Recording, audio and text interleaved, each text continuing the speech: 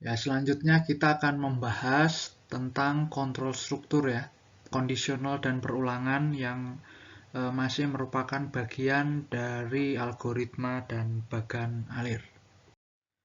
Pemilihan atau kondisional dalam pemrograman adalah suatu pemilihan dua kemungkinan berdasarkan evaluasi dari suatu pernyataan. Artinya dapat benar ataupun salah, atau dalam bahasa pemrograman kita kenal sebagai true ataupun false. Misalnya seperti ini ya. Ini adalah masuk ke suatu pilihan, artinya situasi atau kondisional yang mengharuskan pemrosesan perintah ini apakah masuk ke A atau B gitu ya, tergantung kriteria-kriteria tertentu misalnya. Nah, kemudian akan masuk ke salah satu, jika kondisional itu benar maka akan masuk ke perintah B, jika false maka akan masuk ke perintah A dan akan keluar sebagai suatu output di sini. Misalnya ini adalah contoh realnya begitu ya. Contohnya tadi yang bilangan habis dibagi 5 atau kelipatan 5. Artinya kalau kita tuliskan ke dalam fungsi conditional, maka bilangan X tadi ya, jika bilangan X habis dibagi 5 maka 0. Jika benar maka X tadi atau A tadi adalah kelipatan 5.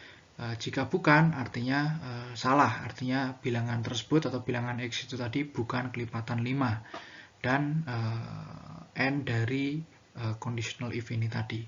Kalau kita visualisasikan dalam diagram alir, maka ini adalah inputnya begitu ya. Jika habis dibagi 5 maka dia akan mengikuti panah ini, artinya itu adalah kelipatan 5 ya. Nah, hasilnya bisa bisa tadi misalnya output bahwa hasil tadi adalah true begitu. Tetapi kalau misalnya tidak habis dibagi 5 maka akan melalui garis panah ini ya, artinya tidak begitu atau false. Dia akan masuk ke proses yang bukan kelipatan 5 dan outputnya adalah misalnya false begitu.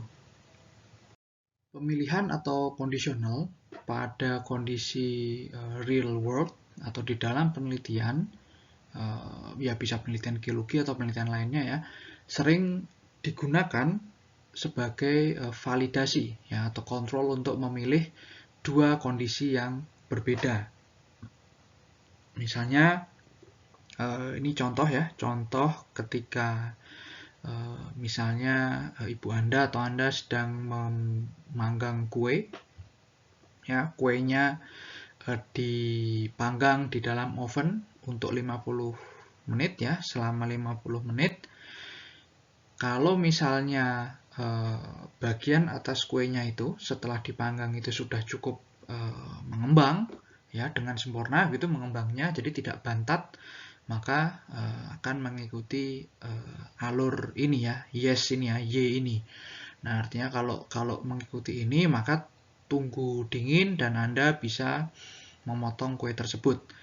Nah, tetapi kalau misalnya bagian atas dari kuenya itu masih rada bantat, nah, kemungkinan ada dua sebetulnya, tapi dalam hal ini yang kita asumsikan adalah lama waktu memanggang itu masih kurang. Jadi artinya dari proses atau decision yang ini maka masuk ke alur N atau no dan akan dipanggang lagi selama kurang lebih 5 menit ya. Nanti kalau sudah 5 menit ya maka akan mengikuti alur ini lagi.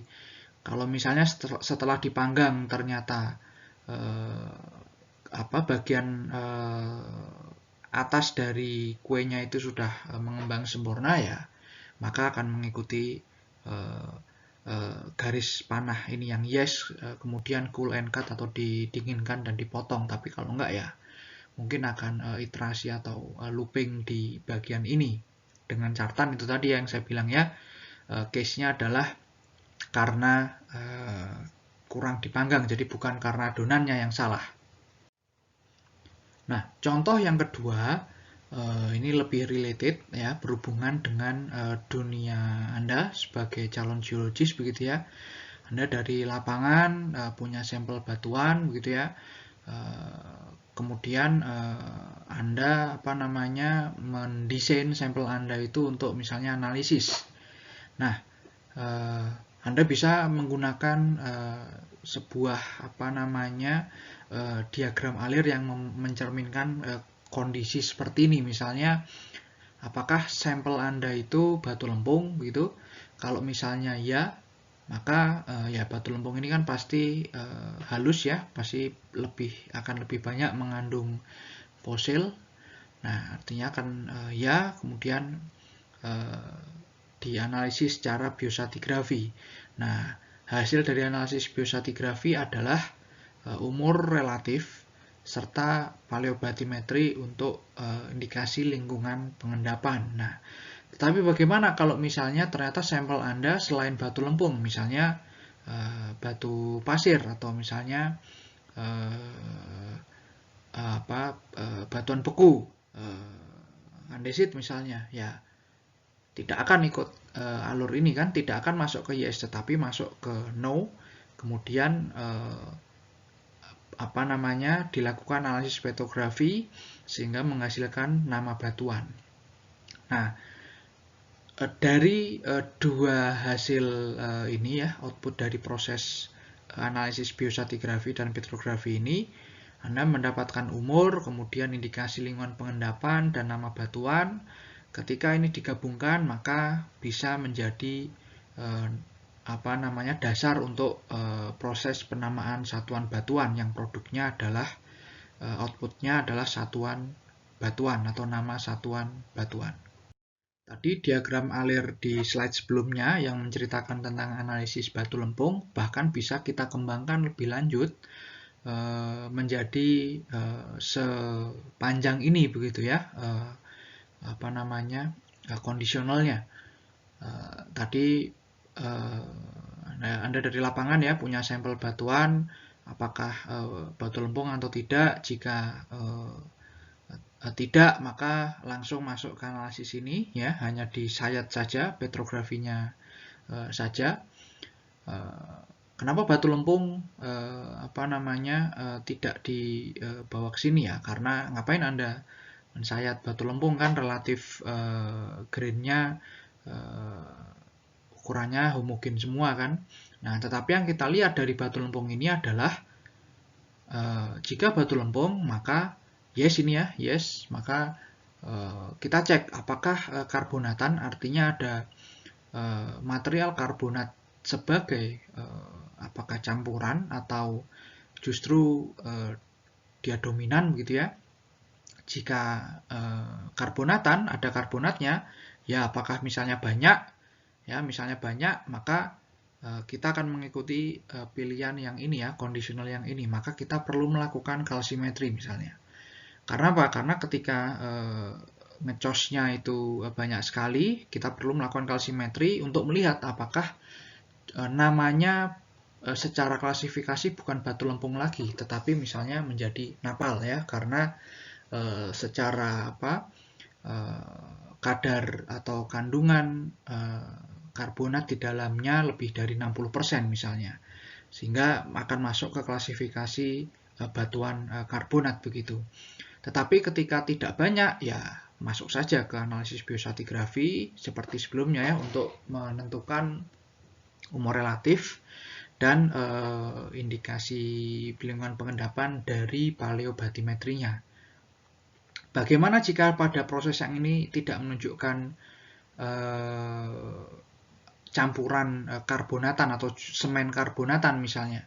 Ya sudah, akan mengikuti garis ini ya, langsung masuk aja ke penamaan satuan batuan.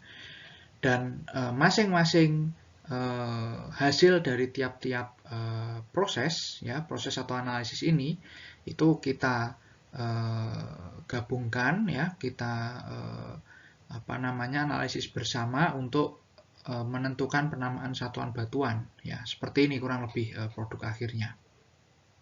Nah, case yang lainnya dalam kondisional ya, dalam suatu penelitian begitu adalah kira-kira seperti ini ya, kondisional bertingkat untuk menentukan nilai akhir mata kuliah.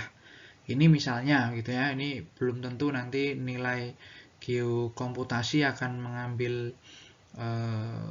batas ini begitu. Nah, misalnya nilai akhir ya, nilai akhir Anda setelah digabungkan antara UTS, UAS, kemudian kuis, tugas, praktikum gitu ya, pasti bervariasi. Akan ada yang di atas 80, akan ada ini lebih besar atau sama dengan 75, lebih besar sama dengan 70, lebih besar sama dengan 65, 55, 45, dan seterusnya begitu. Nah, yang nilainya lebih besar sama dengan 80, maka kita bisa mensortirnya untuk masuk ke proses yang ini. Jadi NaH-nya nilai akhir untuk mata kuliah tersebut akan A. Nah, misalnya yang 75 bagaimana? Ya, lebih besar sama dengan 75 sampai ke 79 ya dia akan AB. Untuk ini, nah dia akan B, 65 dia akan masuk ke batas BC, 55 ke C, 45 ke D, dan bagaimana yang nilainya kurang dari 45? Nilai total tadi ya, rata-rata totalnya tadi, ya akan E. Nah, begitu kurang lebih. Dan masing-masing ini ya, nilai yang sudah ditentukan indeksnya tadi, dari masing-masing nilai yang berupa angka ini, dia akan menjadi penyusun NaH, kurang lebih seperti itu. Nah, ini adalah case yang lain lagi ya, ini terkait dengan sedimentologi, terkait ukuran butir, tetapi saya dan Pak Asep tidak akan memberikan contoh untuk ini ya, tapi ini menjadi tugas Anda yang harus dikumpulkan minggu depan. Jadi tugas Anda adalah Anda harus membuat bagan alir suatu program penamaan batuan sedimen detritus ya berdasarkan ukuran butir menurut skala Wentworth ini ya. Tentunya semuanya sudah paham ya. Anda sudah ambil sedimentologi, jadi saya pikir tidak perlu dijelaskan ulang. Nah, kemudian khusus untuk detritus yang kasar, jika ukuran butirnya lebih dari 2 mili, maka ada dua jenis batuan yang harus Anda tentukan penamaannya berdasarkan kebundaran dari butir penyusunnya.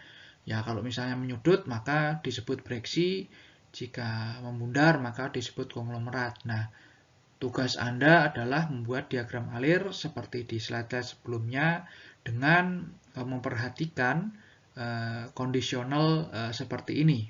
Begitu ya, nanti dikumpulkan minggu depan. Selanjutnya yang akan kita bahas adalah iterasi atau perulangan atau yang dikenal juga sebagai looping. Apa itu?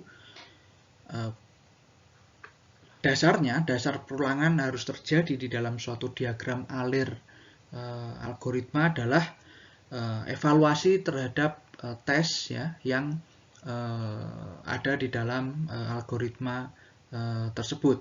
Nah, jika benar maka iterasi atau perulangan tadi akan dilakukan.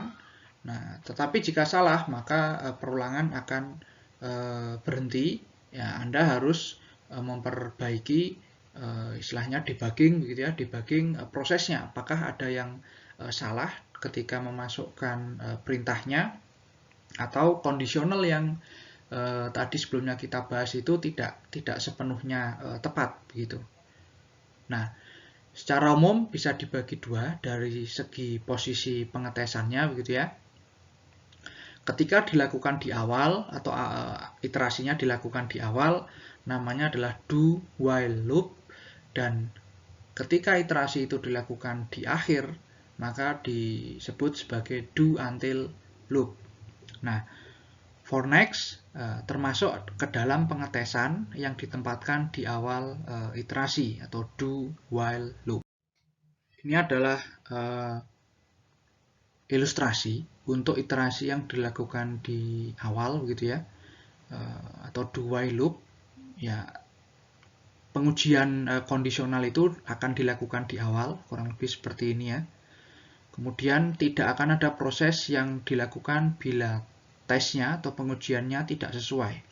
Misalnya ini ya, masuk ke dalam algoritma kita, kemudian ada pilihan atau kondisional di sini. Jika benar atau yes, maka akan masuk ke proses atau aktivitas yang sudah kita define ya di dalam algoritma itu. Terus sampai ya pokoknya akan terjadi looping terus begitu ya, sampai misalnya di pilihan itu keluar sesuatu yang salah atau tidak begitu ya. Ketika kondisinya ini tidak sesuai, maka akan keluar dari proses looping ini. Misalnya atau contohnya adalah perulangan penambahan nilai X ya, plus 5 misalnya hingga X sama dengan 100. Bila X kurang dari 0, maka proses iterasi atau looping atau perulangan itu tadi tidak akan terjadi, atau artinya keluar dari algoritma yang kita susun. Ya, ini masuk ke prosesnya. Kita berikan input nilai X berapa begitu ya. Kalau misalnya nilai X kurang dari 100, ya, maka dia akan masuk ke iterasi ini, artinya yes, X tadi akan ditambah dengan 5, ya, begitu seterusnya sampai jumlah penambahan tadi ya, X sama dengan X plus 5 itu lebih besar sama dengan dari 100, maka dia akan keluar dari proses iterasi ini karena tidak memenuhi kondisi X kurang dari 100 ini ya, sehingga akan mengikuti panah ini tidak begitu ya, artinya salah, tidak memenuhi kondisinya tadi, dan dia akan keluar begitu kurang lebih. Selanjutnya jenis iterasi yang kedua adalah iterasi yang dilakukan pada akhir atau do until loop. Nah, iterasi ini dilakukan di akhir ya, tes kondisi dilakukan di akhir, kemudian selalu dilakukan pemrosesan sebelum dilakukan tes atau kondisional. Misalnya ini ya contohnya, masuk ke suatu algoritma, kemudian ada proses di sana, ada aktivitas di sana, kemudian ada kondisional yang kita masukkan di situ.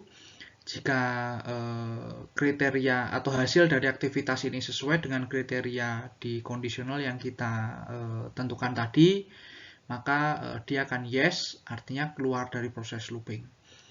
Tetapi bila itu tidak benar atau tidak ya T ini, maka dia akan masuk terus ke dalam looping atau pengulangan proses ini.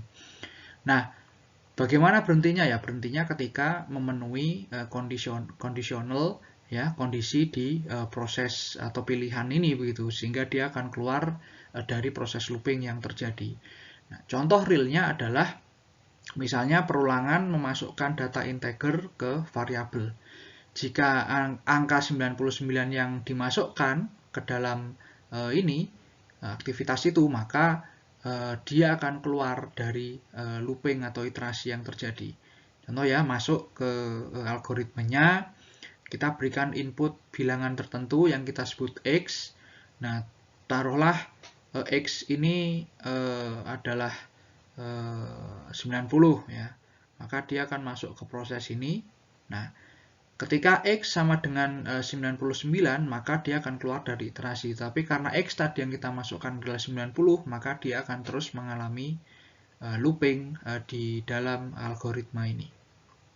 Ini adalah contoh iterasi atau perulangan yang lebih berhubungan dengan dunia biologi begitu ya. Misalnya dari sampel yang sudah Anda analisis tadi, Anda mau menghitung jumlah kuarsa di dalam tin sectionnya itu. Misalnya sampelnya adalah batuan beku, Anda mau menentukan nama batuannya. Maka mulai dari proses itu tadi ya, masuk, kemudian kita lihat apakah ada kuarsa. Kalau tidak ada kuarsa, berarti ya tidak usah kita masukkan ke perulangan ini kan. Karena apa? Karena kan kita ingin menghitung jumlah kuarsa kan. Ketika ada kuarsa, nah barulah looping ini akan terjadi. Jadi kondisionalnya adalah ada kuarsa. Jika memenuhi kondisional itu, maka yes, dia akan masuk ke proses untuk penghitungan kuarsa ini. Begitu terus dihitung ya, sampai pada akhirnya semuanya terhitung. Nah, mungkin akan keluar dia dari looping yang terjadi. Selanjutnya, ini adalah contoh untuk iterasi yang dilakukan di akhir ya. Jadi harus melalui proses atau aktivitas dulu ya. Bedanya do anti loop dengan do while loop. Kalau do while loop tidak perlu melewati ini ya, tidak perlu melewati proses atau aktivitas. Tetapi kalau do until loop kita harus melalui suatu proses ya, baru ke pemilihan atau kondisional yang kita tentukan. Misalnya ini contoh untuk do until loop-nya adalah preparasi sampel untuk analisis biostratigrafi atau mikrofosil biostratigrafi. Ini masuk ke algoritma, kita cuci sampelnya dengan hidrogen peroksida ya. Kemudian kita lihat setelah sampelnya dikeringkan, kita lihat di bawah mikroskop. Bila misalnya ada fosil ya, maka ya sudah itu akan keluar dari iterasi atau looping ini. Tetapi jika tidak ada fosil pada sampel yang sudah Anda cuci dan keringkan, maka ya akan masuk ke bagian atas ini ya, tidak ini ya. Anda harus mencari sampel lain ya, memenuhi kriteria ini, harus ada fosilnya. Berarti indikasinya apa ya? Indikasinya carilah yang misalnya karbonatan begitu.